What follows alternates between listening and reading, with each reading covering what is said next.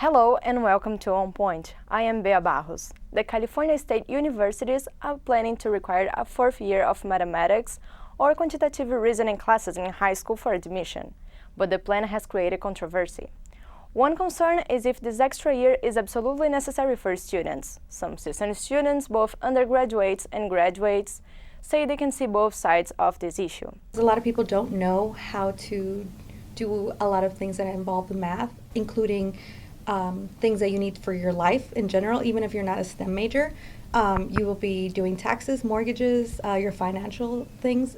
As far as being required, I'm not sure if it should be required for everyone, but at the same time, I do think it's one of those things where it will help you in your life.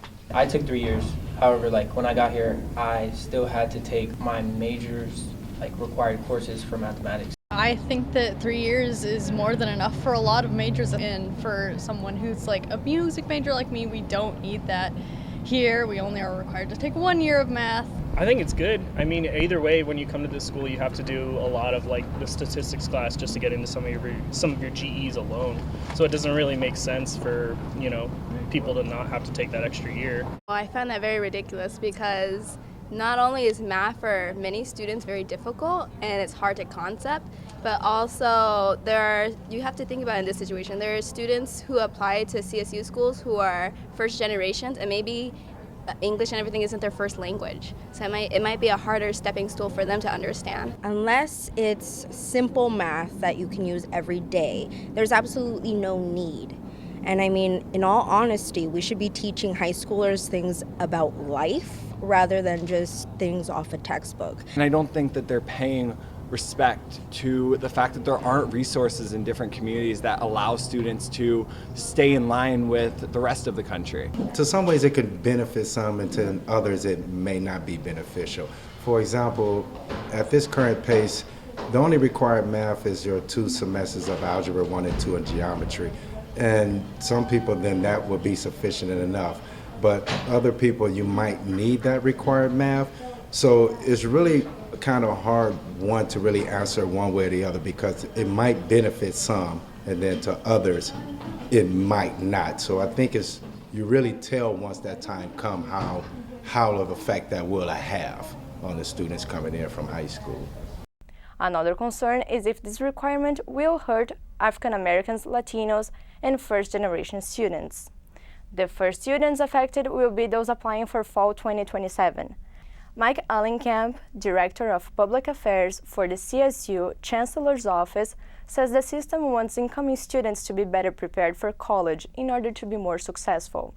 Allenkamp also says CSU's graduation rates are higher than they have ever been because so many students are already taking those 4 classes. Lieutenant Governor Eleni Kounalakis says the new requirements aren't even necessary, since 93% of the students who have applied already have the 4th year.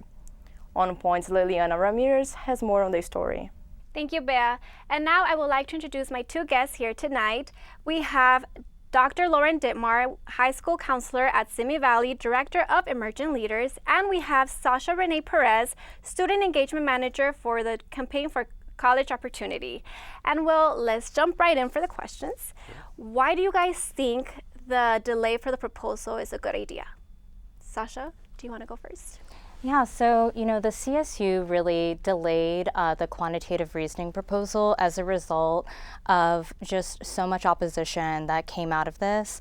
From day one, when this first made it onto the Board of Trustees agenda back in February 2019, we started putting together a coalition of advocates, of civil rights partners, of education advocates, of labor advocates that really came out in opposition to this and expressed concern with the fact that there was not data and there was not a study done on how this proposal might impact our students here at the CSU system. And so, we really raised a lot of concerns around those issues. And I think, as a result, the Board of Trustees decided to not just delay the vote, but decided to do a study, an independent analysis to see what kind of impact that this was going to have on the CSU's incoming student population. education. And that's really, how you go about creating good policy, is making sure that it's backed with data and evidence. Perfect. So, Mr. Dittmar, do you have anything to add to that? Well, as a high school counselor, we see things from the perspective of preparing our students for the college level. And so adding a fourth year of math as a requirement, it's something that we actually recommend for all of our students already. But to make it a mandatory thing is something that I think does require a good amount of time to prepare for, not only to ensure that there's the research behind it and all that, but preparing the high schools to be able to provide those opportunities. While there may be plenty of high schools that do offer advanced level classes for their students, not all of them may throughout the state. And so I think it's valuable to have the time to put all that together. Perfect. Do you guys think the proposal will only set students up for failure since most students don't already meet the requirements? I can answer for sure. I don't know if it would only set them up for failure, because like I said, many of our students typically are recommended to continue on to a fourth year of math. And so, I was doing some research about that. I noticed that there's definitely many students who do already complete that fourth year of math preparing for their college admissions. But, and so there may be some that would definitely, though, be impacted in a negative way, because, again, there may be schools that don't have the preparation for them or the availability. And there's certainly some students that I've worked with over the years that may, by the time they get through their senior year, they may still have to obtain A through G requirements, and so they may be retaking a class to make sure that they're on track for that. So while there may be several that are already prepared, it will take time for them to get to the point where they're all ready. Sasha, do you want to add anything to that? Yeah, I think that was a large part of the concern of so many of our coalition's advocates around the issue.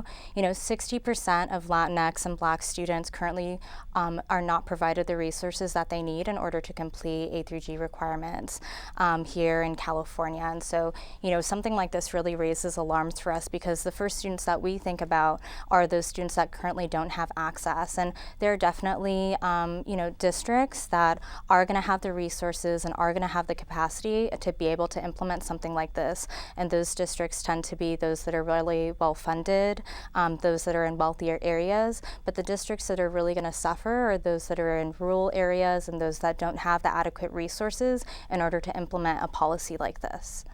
So I know you just talked about this, so you think the minorities will be the most affected by this new proposal, correct? Yeah, I would agree with that too. Yeah. So what research did your campaign conduct to help you form your opinion? So what we did is, it wasn't a survey per se, but what we did is we did a study. And so we essentially got data that was available from 2018, right, with our graduating class of high school seniors.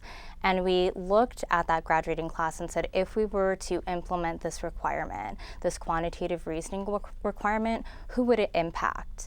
And who would no longer be eligible for the CSU?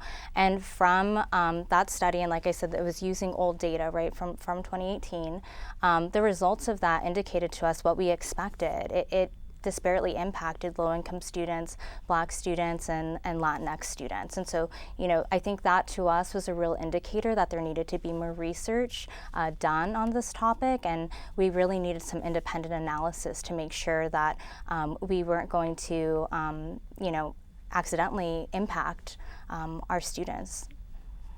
So as a high school counselor, I know you advise hundreds of students. Mm-hmm. So have you come across a couple students who you think will particularly be affected by this new proposal? Yeah, I think what's interesting is what she shared was that there's certain areas that may be more impacted than others. I come fortunately from an area that I think there are a lot of resources, and so we do offer a variety of different math courses beyond this, beyond the Algebra 2 level.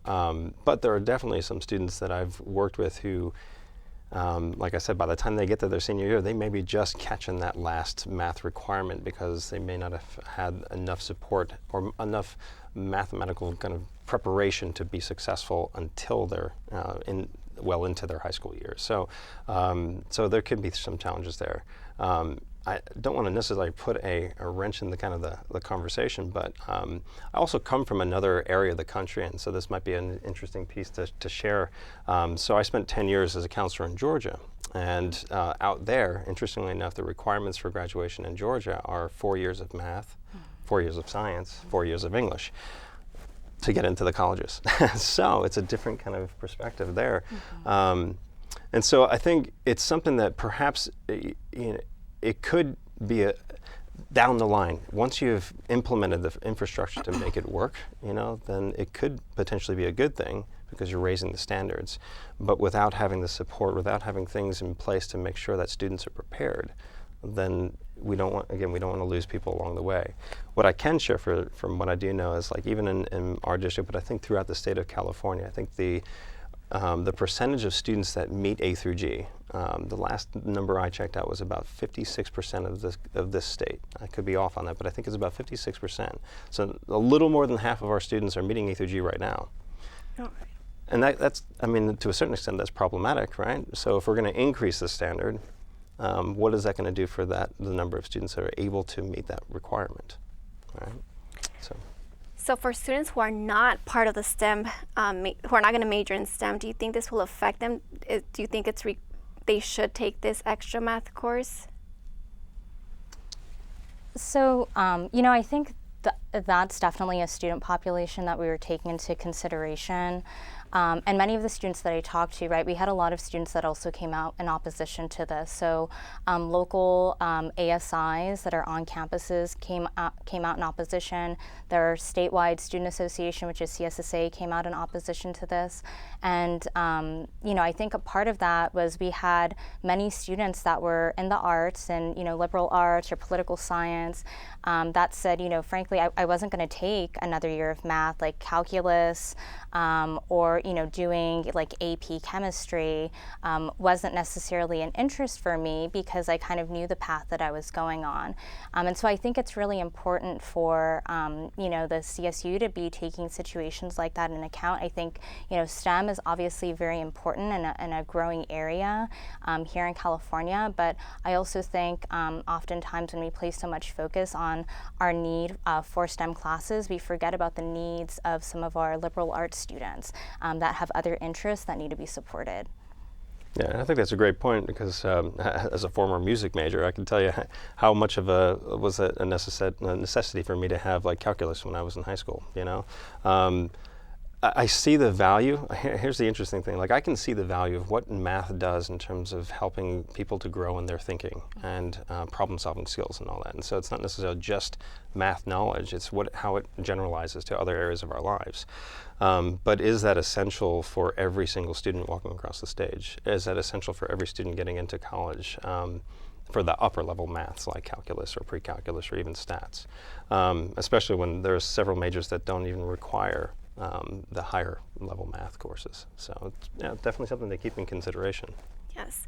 So do you guys think this proposal will increase CSU's graduation rates? Go ahead. No, I think that it's interesting because I think that that's really what this proposal came out of. The CSU has struggled for years with honestly abominable graduation rates. Right now, the graduation rates for almost all of the CSUs is under 30%, and statewide it's under 30%. I mean, that's really disappointing. And so, I think that the CSU has taken some really good steps to try to improve that. One of those steps was implementing Executive Order 1110, which got rid of remedial education classes within the CSU, and I think we've seen great gains from that, and it's something that the campaign was really supportive of. But with this policy in particular, we have not seen any data or any proof that this would actually lead to student success once students are in college. I think that the CSU needs to focus more on assisting students when they're here and providing the kind of support and wraparound services that students need in order to succeed once they're on campus. Yeah. Would you like to add to that? Sure. I think that there's really valid points there. I think, though, adding the math is only one piece of the issue, right? I teach at the college level too, and my father's a professor of English in the college level. I can share that it's not just math that's causing low graduation rates, and so I think it's a much broader concern, and you know, it can go in any number of different kind of directions. So maybe this is one step that they're trying to make to help improve graduation rates, but I don't know if it's the only step. I would imagine that there's a number of other things that can be done, most particularly to help students to learn how to write better. I think part of the biggest challenge is writing, actually. You know, at least that's what I've certainly run into when it comes to teaching at the college level. I would like to thank our guests for joining us today. We will be right back. When I was in foster care, I never knew when I would have to move, so I always had my suitcase ready to go. Then one day, I was adopted. My new parents opened their hearts and home to me. My parents cook my favorite breakfast for me every morning. My parents take me on trips I never thought I would go on. They gave me a home and an even better reason to use that suitcase. My parents aren't perfect, but they're perfect for me.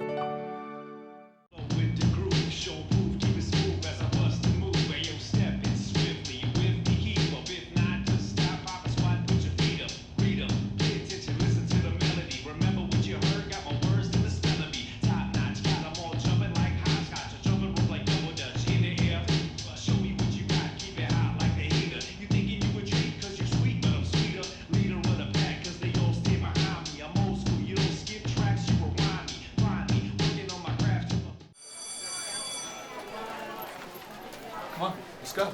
Just a minute, I gotta finish this. Wait, you're gonna post those pictures of Mary? Yep. She thinks she's so hot. But her mom and dad will see them. Her grandmother, her little sister, everyone she knows, it's gonna kill her. Who cares? Just a couple of pictures. It's no big deal. No big deal? Don't. This has gotta stop.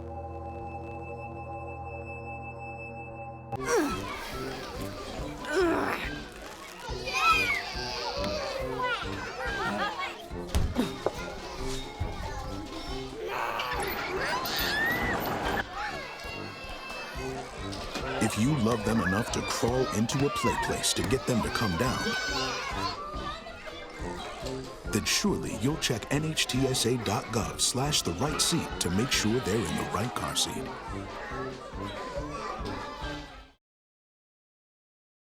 Welcome back. Joining me now, we have CSUN math professor, Dr. Katherine Stevenson. Thank you for having me. Okay, so let's jump right in. So you were the chair of the task force that came up with the proposal. Can you tell me more about that? Sure. The proposal was part of a broader task force report which looked at quantitative reasoning not just in the CSU but more broadly in the California education sphere. So there was representation from community colleges, UC, but also from industry and government. And we made 4 broad recommendations, of which this was one. Actually, oddly, the least controversial for the committee, but it's been the most controversial in terms of how it was received. I think that it's important to point out that there were some differences between what the task force was recommending and what ultimately the CSU proposed. The task force recommended that it's a something that they have in common is that it's a 4th year requirement for students to take an additional year of quantitative reasoning, not mathematics, but a course that would integrate the critical thinking with the mathematical skills so that somebody can make decisions based on quantitative or computational information. So that they had in common. What was different was that we said, if it takes you 4 years to get through your existing math requirement, that's okay with us. The Cal State system is requiring an additional year. We also said that the policy was a suggestion and that it should be further developed with our K-12 partners. And so that, I think, was where the CSU policy got a little complicated.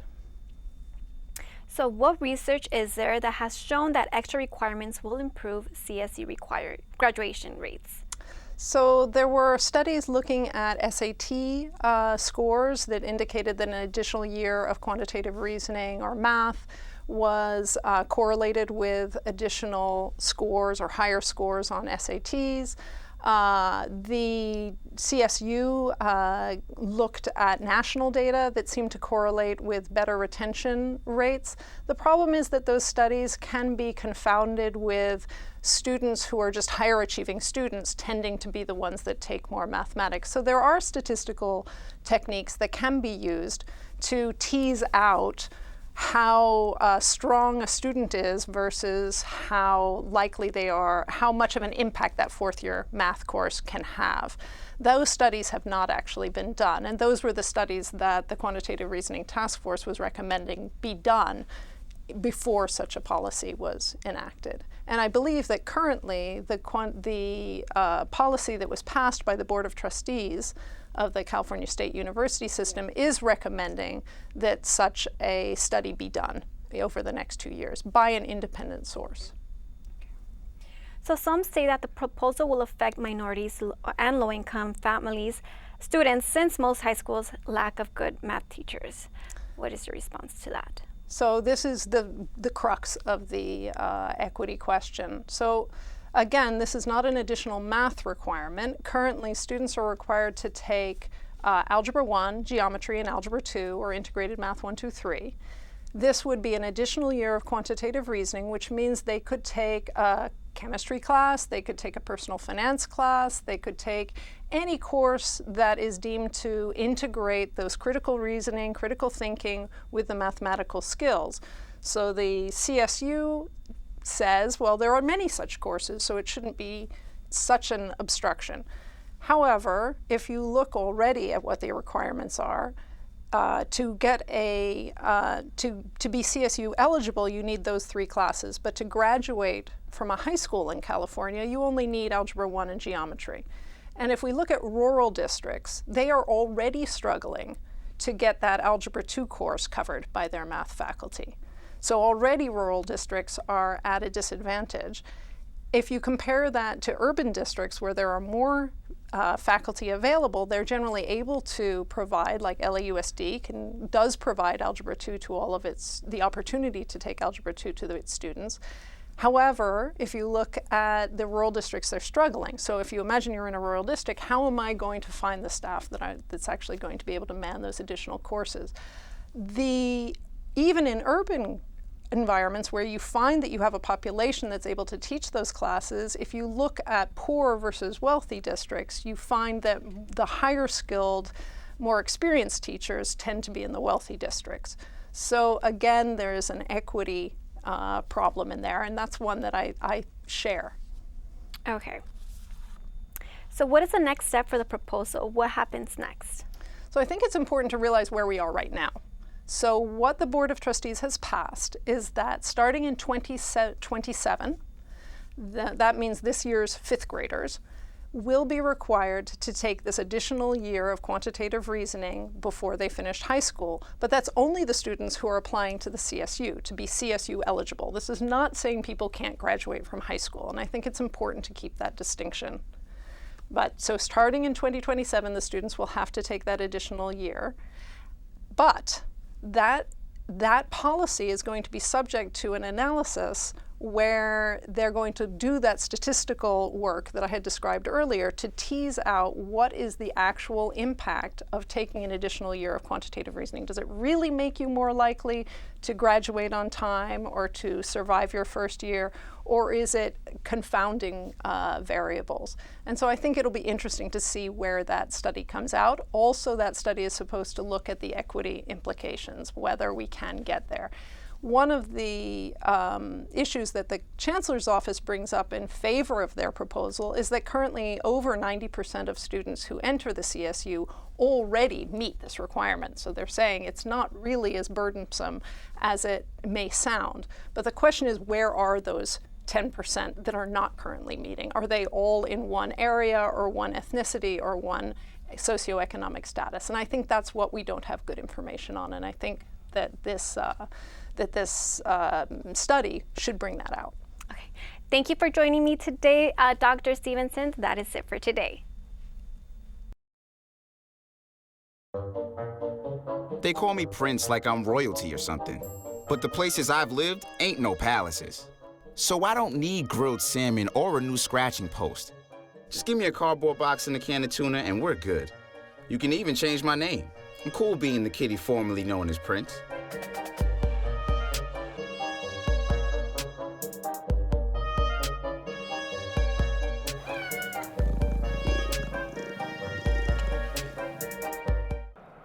You're on your boat.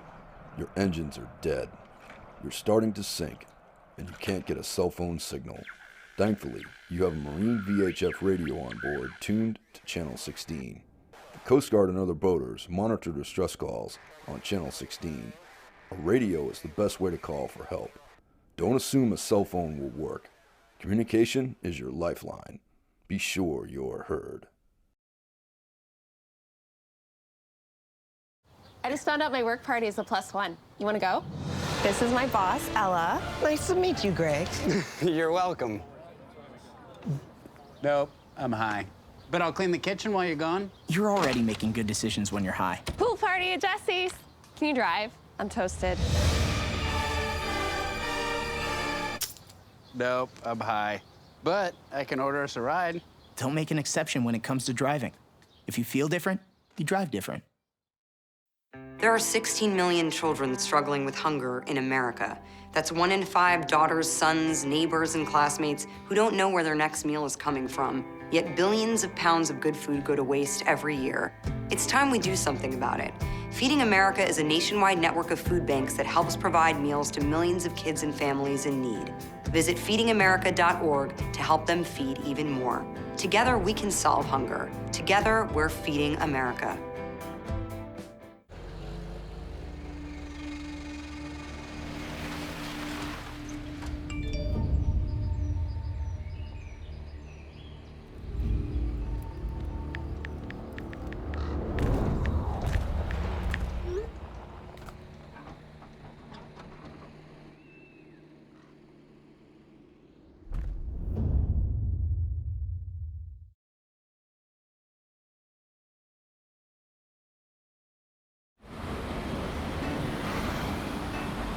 Hey, let's check out this park.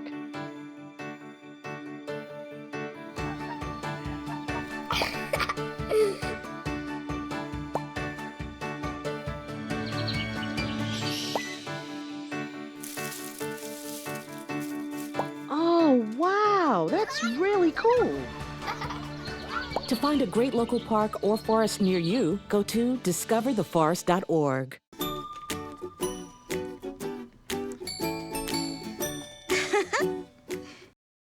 Thank you for watching On Point. You can follow us on social media at CSUN On Point. You can hear us on KCSN 88.5 FM on Sunday mornings at 5:30. You can watch us on Santa Clarita Valley Television on Sunday afternoons at 5 and LA 36 at 4 on Thursday afternoons. For On Point, I am Bea Barros.